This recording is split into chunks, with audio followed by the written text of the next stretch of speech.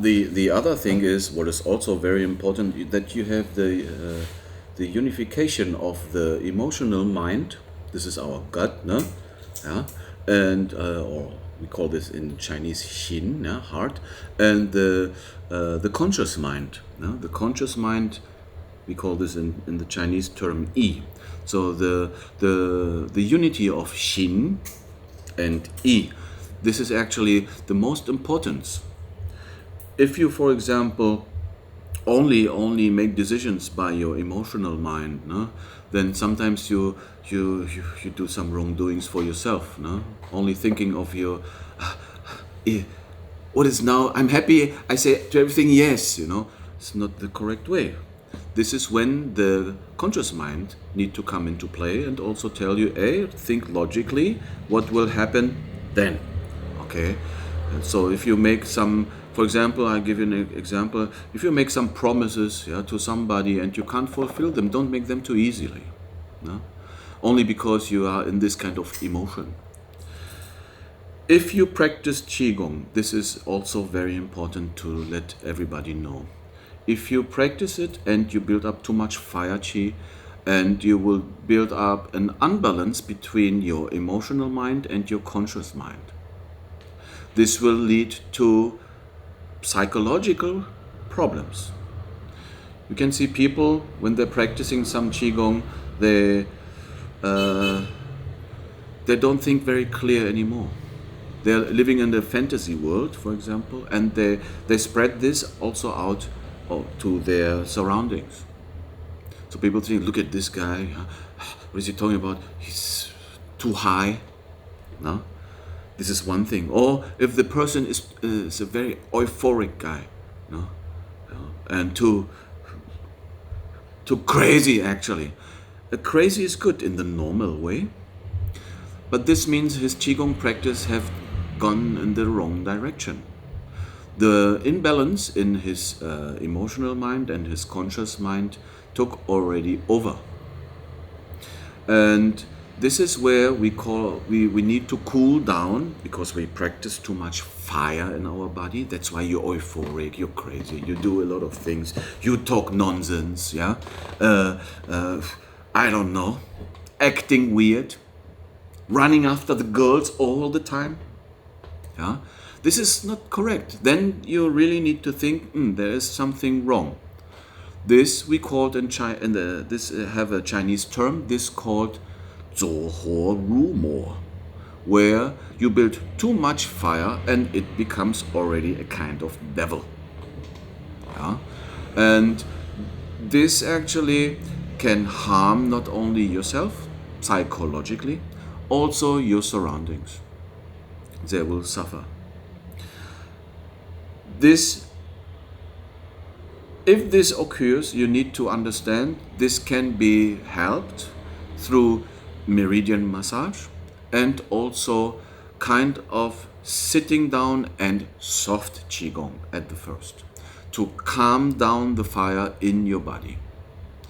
Normally in Chinese society they will give you a treatment with herbs and massage and also sitting still breathing technique. Today we call that meditation.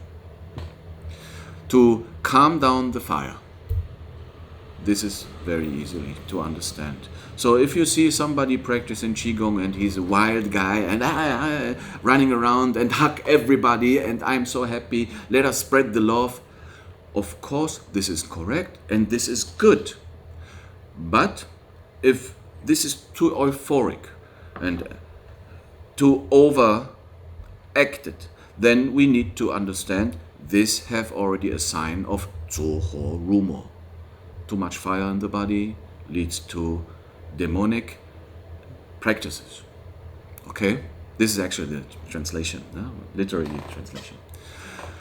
This can come down by sitting meditation, what I say, sitting still and breathing, meditation and relaxation exercises like Fan Song Gong, and also another kind of practice when you know how to practice the what we call the fire road, Ho Lu, or the water road, 水路.